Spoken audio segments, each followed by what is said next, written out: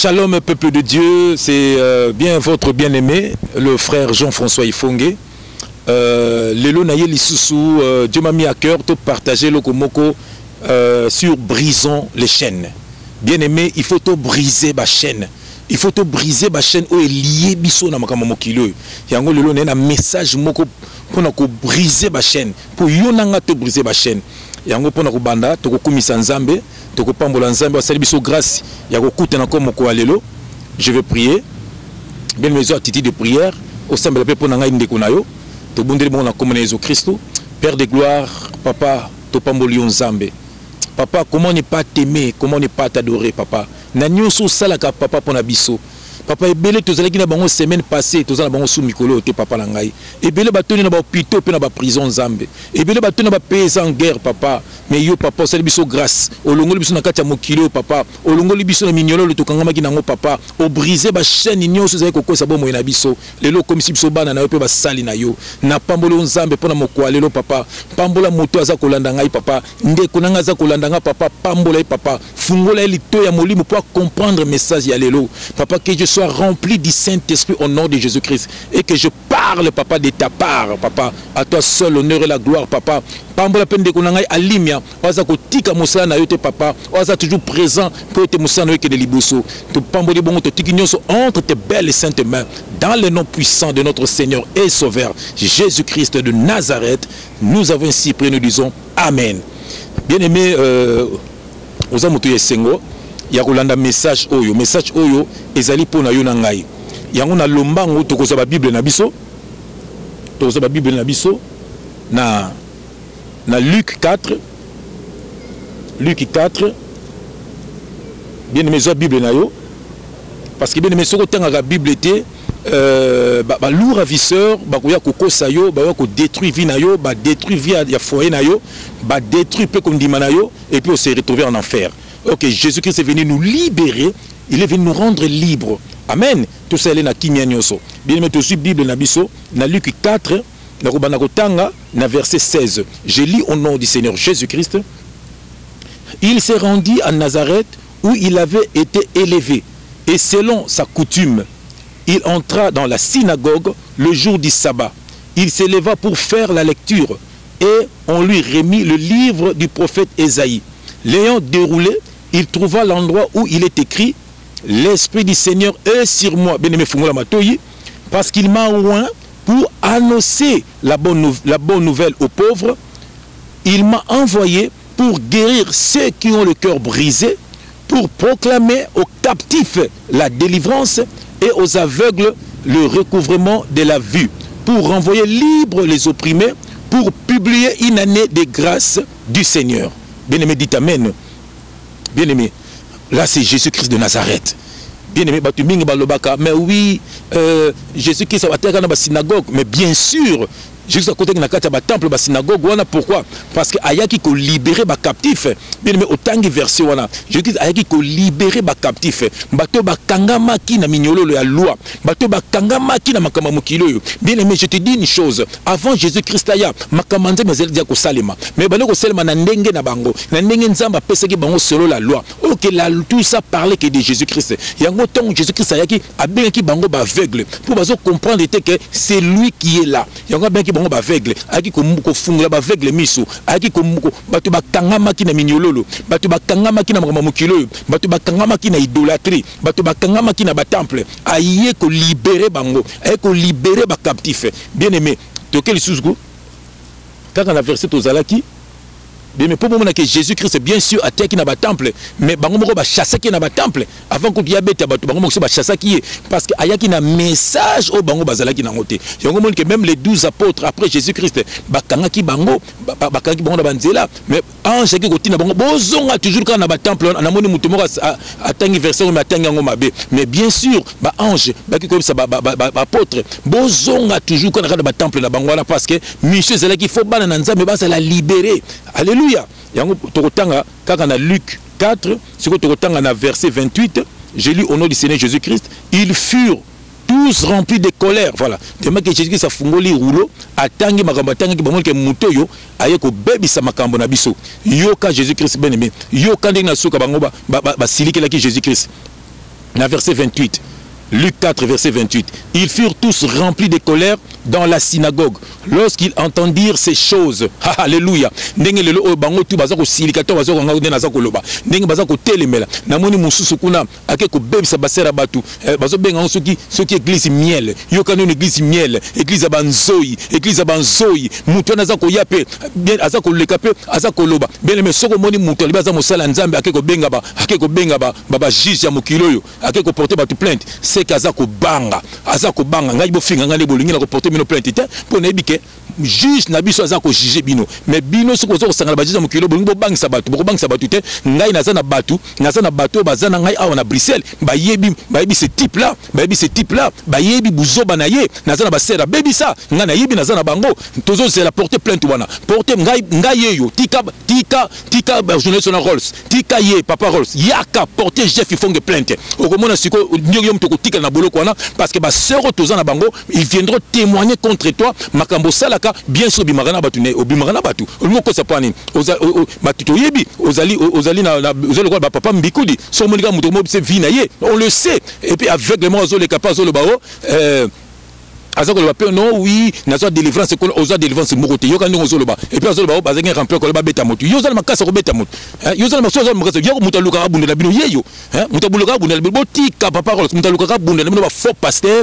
les faux serviteurs de Dieu ye oyo l'homme que Dieu a mandaté contre vous parce que Jésus qui était venu contre les pharisiens les scribes et même les 12 apôtres quand ils étaient venus c'est contre Batuana même ngalo na contre bino so ça a besoin bitumba yaka na kola kiso na ko kabela makofe ko kabela so mona Saint-Esprit beti mutu les faux serviteurs de Dieu beaucoup de teka combat Jésus-Christ Judas mutaliboswa teka Jésus-Christ c'était Judas teka ki Jésus-Christ de Nazareth Judas teka ki Jésus-Christ de Nazareth pour na mbongo passer na ngoni yo le beaucoup teka Jésus-Christ verset mo ça koloba donc beti berger pour te ba brebis à disperser le ba brebis si tu vas disperser o tozongi maison mère mais église ngo moyen te o tozongi boy ezali mawa trop oza ko disperser ba brebis à Jésus-Christ oza ko disperser ba brebis à Jésus-Christ na kotanga verset moko awa et puis bino na komi tokomi kotala sikoyo eza na ba chaîne mususu ba yambaka ba faux serviteurs de Dieu tokomi kotala siko bino tokomi ko kala te tokozela bino pilo ma mesure tokomi comprendre ça na chaîne moko chaîne wana e yambaka ba faux serviteurs de Dieu ba serviteurs de Dieu nyonso ba lekmoso ba lataka ba croix tokomi tala la bino kala te tokotel me la bino chaîne wana bon libérer ba peuple de Dieu. Et puis tout le monde est prophète dans le Bible, bino pe bosela na bango. Tout le monde il y a le bic na bureauté, mais muto a osala témoignage pour y. Il y a le bic na mona na bureau na mona divanté. Mais ko na bic na bureauté, mais ko na bic na bureau na mona divanté. Naza na batu oyo pa pour muto na azoti na ko mama moko alongola zemi. Po ya bimana mama wana. Nazali na batu banda baza prêtre. Yo portika non papa Rolls. Je m'appelle le frère Jean-François Ifonge. Kendo ko porter plein na kombo na ngai je na ko ya wana ko mona toko samba na yena bato ba sambi contre yo muto ko beta produit ne longiti na manzaka serviteur de Balaam et puis muto beau prophète au pasteur ezali badon Dieu nous a donné ces dons pour l'édification de son peuple qui est l'église. L'église est bâtiment, elle est bâtou, l'isanga est bâtou, ba grec, ba sekarabino, ne mais mon mabe. Et puis il vient témoigner, et puis il mamba lukuta, et puis il kosa. Tu fais na ba ser o ba bimana yo, bazo manongo so kosa. Babi frère, tala ngai ko tasenga na lungola zemi. Naza na bango na Bruxelles. Porte-moi plainte. Et puis chaîne bazo tchopoa le baba tchopoa bo porter nga plainte nga na koyi avant que bambela babenga nga na koza déjà wana nga moko de na jugement parce que moi je fais ça pour Jésus qui de Nazareth so ko kota bolo pona muta so le kabo kangise yeyo botika ba bo yeyo bo sangana bino tout wana bosana bakini bo sangana les serviteurs de Balaam boko libre bandeko na ngata na makasi bien aimé to zalaki na au monde que Jésus-Christ a vu Bible, a vu rouleau plutôt. Tant que l'Esprit du Seigneur sur moi, il m'a pour libérer les captifs. Bien aimé, balandi et babetaye. N'est le baza contre biso. Ce monde serviteur de Dieu a dit à Zolo Bao, boké babato ba finga ba serviteur de Dieu. Oh, mais yo ne le ba finga ba serviteur de Dieu, ba finga pe yo netinga na ko ba bongote parce que ba finga muto asala mabe. Voilà. Na kotanga Luc 4 verset 28. Ils furent tous remplis de colère dans la synagogue lorsqu'ils entendirent ces choses. Ils s'étant levés et ils les chassèrent de la ville et le menèrent jusqu'au sommet de la montagne sur laquelle leur ville était bâtie, afin de le précipiter en bas. Mais Jésus, passant au milieu d'eux, s'en alla. S'en alla du sabbat. Yoga na verset 32. On était frappé de sa doctrine car il parlait avec autorité. Voilà, un enfant de Dieu parle avec autorité. Un enfant de Dieu ne parle pas avec la séduction.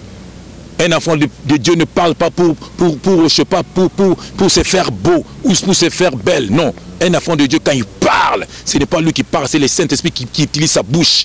Et le Saint-Esprit, azana compromission. Quand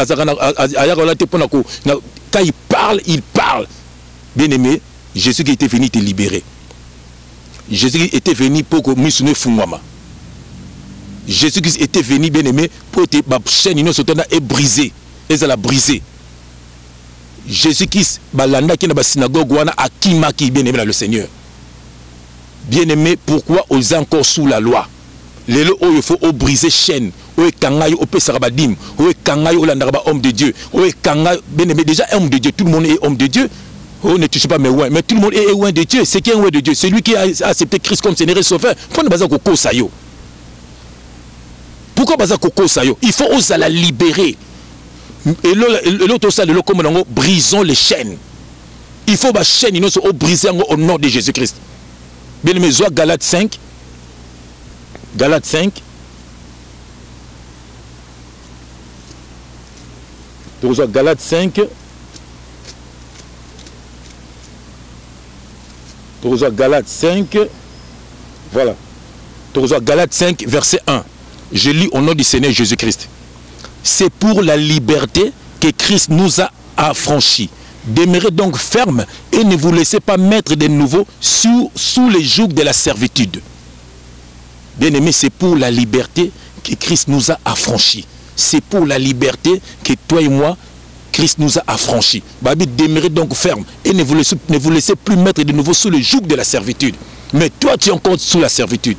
Pourquoi tu es encore sous la servitude? Donc, pour nous, Jésus-Christ a yate. Jésus-Christ, il y a mon condé aya qui peut libérer le peuple naïe. Il y a mon condé aya qui peut te sikoto landaka kaye. Il y a des moutou aya qui peut alongo la biso na makambo à loi. Mais ce qu'on est ni aux longa na loi te. C'est malheureux pour le peuple de Dieu. Bien aimé, toujours verset à Souka, toujours Galates 3, verset 10. Bien aimé, comment va verset oyo? Tini la taba faux serviteur, tini la ba texto, ya oyo. Galates 3, verset 10. Yoka verset oyo, j'ai lu au nom du Seigneur Jésus-Christ. Car tous ceux qui s'attachent aux œuvres de la loi sont sous la malédiction. Je répète. Galates 3, verset 10. Car tous ceux qui s'attachent aux œuvres de la loi sont sous la malédiction. Car il est écrit, maudit et quiconque n'observe pas tout ce qui est écrit dans le livre de la loi de Dieu. Voilà. Et ne le met pas en pratique. Regardez bien aimé. Galates 3, verset 10. Car tous ceux qui s'attachent aux œuvres de la loi sont sous la malédiction. On appelle ça Radim, au temple Nabiso, au Batoge, au Banine. Bien aimé, tu es sous la malédiction. Mingi Baromo na bango nzambete. Yoka toujours dans Galates 3, verset 13. Yoka Oezaponayo. Christ nous a rachetés de la malédiction de la loi, étant devenu malédiction pour nous. Car il est écrit, maudit est quiconque est pendu au bois, afin que la bénédiction d'Abraham ait pour les païens son accomplissement en Jésus-Christ, et que nous recevions par la foi l'Esprit qui avait été promis. L'Esprit qui a été promis, c'est le Saint-Esprit. Bien-aimé, si tu t'attaches encore aux œuvres de la loi, tu es sous la malédiction. Jésus-Christ est venu nous libérer.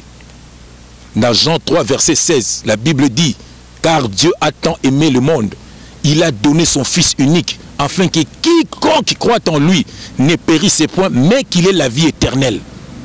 Bien-aimé, sois libre. Il faut briser ma chaîne. Titre émission, vous allez brisons les chaînes. Sur le temple de Jésus-Christ. toujours préparer mission sur le temple de Jésus-Christ. Titre lango yango neza koya. Et puis on peut toujours na kombo to benga batwana. Na peut déjà avant que ya kombo wana to benga bango ba tombeau blanchi. Ba tombeau blanchi. Do moni tombeau ba décorer tombeau mais na seko na mikuwa. Do moni tombeau boy soki ndinga na lati soki na se mabe na mabe. Donc émission ça koya le temple de Jésus-Christ to lobela batwana ba tombeau blanchi. Bien aimé, voilà. Voilà le lot le mbango pour vous la briser. Pour briser ma chaîne. Pour briser ma chaîne, bien aimé. C'est pour la liberté que Christ nous a affranchis. Sois libre. Sangana papa na banana nandako. Vous la bateau prière. Oh, bien le Seigneur. Vous la bateau ya prière. Yoka muso bakosio Bible n'abandonnez pas vos assemblées. Le bala l'action version na. Version le ba bon thème. Après le pas n'abandonnez pas nos assemblées. N'abandonnez pas nos assemblées. Bango ba commission n'abandonnez pas vos assemblées. Lukuta n'abandonnez pas nos assemblées. Nos assemblées c'est quoi? Assemblée à Bana Nzambe. Assemblée à Jésus-Christ. Bisaba mi balemi sato basanga na kombo na zawana. Ata na parc, ata na ndaku, ata na kuike, ata na voiture. Et c'est comme mi balé bazali, bazo soit de la part du Seigneur. Bazo ko sambelana, bazo ko kumisa Nzambe. Oh bien aimé, le loto sangana ki to pamboli Nzambe, to kumisi Nzambe bien aimé, to yeli ba vina biso bien aimé. Donc voilà, makamba mbongo te, mbongo eza makambo susu, salut eza makambo susu. Enveloppe ya kana enveloppe. Oh appel de fonds, toke nango wapi. Oh bo futa sale. C'est nana yoke soit sale wana po eza na mitwa batu. Donc Jésus qui a péché le po batu ba futa yango. Donc oza liberté, bien aimé, sois libre. Sois libre bien aimé. Au moins to tenga na Galates 3 verset 10. Oh nous sommes quand même na œuvre ya loi baza sous la malédiction. Donc pour na bino Jésus-Christ ayate. Donc laisse-moi te dire une chose, Christ nous a racheté l'axique et lokoyo batu basumbaki au sombiango lisusu.